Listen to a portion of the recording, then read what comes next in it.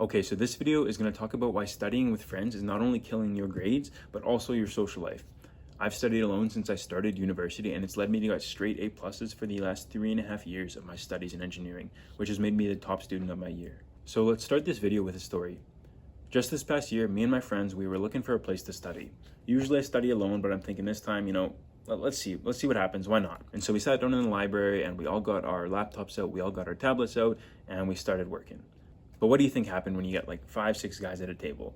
Not much. We had a few mini conversations, we got a little bit of work done, we were slightly productive, but we didn't really get too much done. And so after 2 hours of being there, I started to think about what I actually got done during that 2 hours. And I looked at my paper and I'm like, I got half a problem done in an assignment, and I had maybe 2 10-minute conversations in a 2-hour period.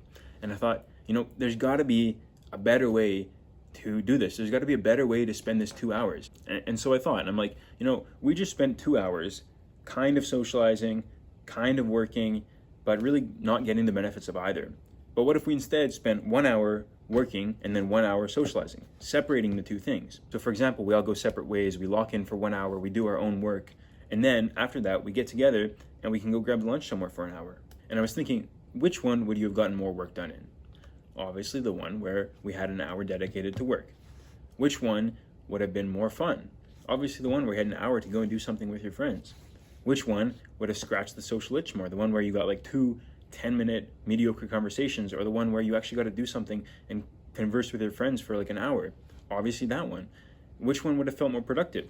Obviously the one where you were able to get an hour of good quality work done and then an hour of good quality socializing. And so in almost every way, having the work separated from the socializing just leads to a better result. And so the reason behind this, the reason that in almost any way that you looked at it, it was better to split the 1 hour and the 1 hour, is because when you tried to mix them together, when you tried to mix the socializing with the working, your focus gets split between them both. When you're studying with friends, your focus is split between what you're trying to work on and your friends. But humans are really bad at trying to focus on multiple things. Have you ever tried to talk to someone while they're texting? It's impossible. You get one word at a time, delayed responses, and it's just not a good conversation. It would have been better if they didn't split their focus, if they just responded to the text first and then came back to the conversation after, instead of trying to do both at once.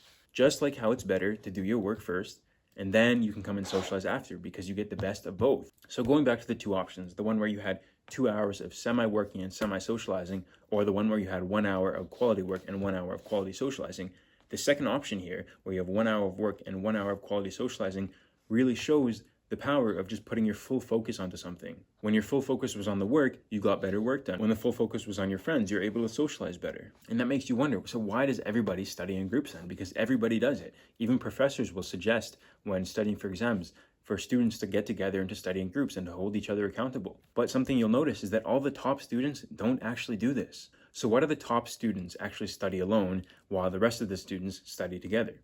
I think the reasoning behind this is because most students are just used to studying with a split focus. They're always used to having something around that splits their focus away from their work. That might be a phone, that might be the environment, that might be some sort of distraction. So everybody is used to working where their focus is being taken away by some sort of distraction. So when that distraction is another human, like when you're studying with friends, that just feels welcome. That just feels better than what you're doing before.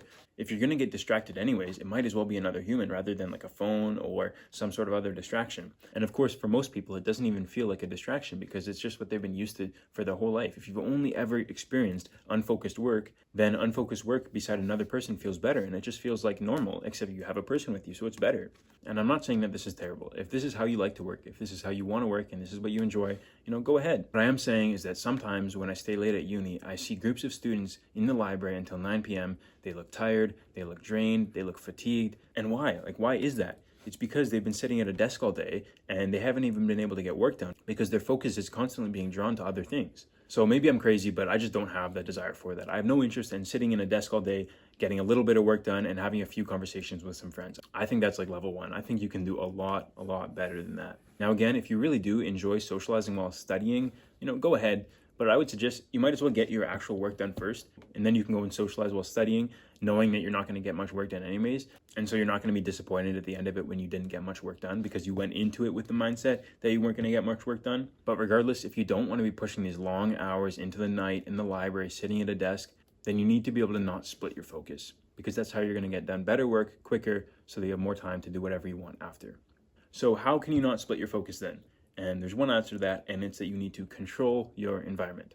So you can control your environment by controlling where you're studying, with who, when, how. There's many things that you can control. So let's start with where. Can you study in a public setting like a library? You could put your headphones in, you could study there, you could study alone. You got to find what works for you, what works best for you, where your focus doesn't get split. Next, who do you study with? If you have a group of friends who are capable of putting their headphones in and locking in and actually getting work done, by all means, sit down and do that. But most people aren't capable of that. So that's why I suggest in this video to just study alone. Then you got to figure out when you study. Like maybe at your house at a certain time of the day, there's a bunch of noise, your family's coming home, and so you get distracted. So maybe you don't study during that time. Then you might be thinking, how should I study? Well, you should be putting your phone away, putting it in another room, putting it on do not disturb. You don't need these distractions because these distractions are going to pull away your focus, which is just going to prolong the amount of time that you got to sit there working. So why would you want that? Controlling your environment, controlling the where, the when, the with who, the how, it all helps you keep your focus on the task at hand. And the better you can focus on the task at hand, the better the work is going to be,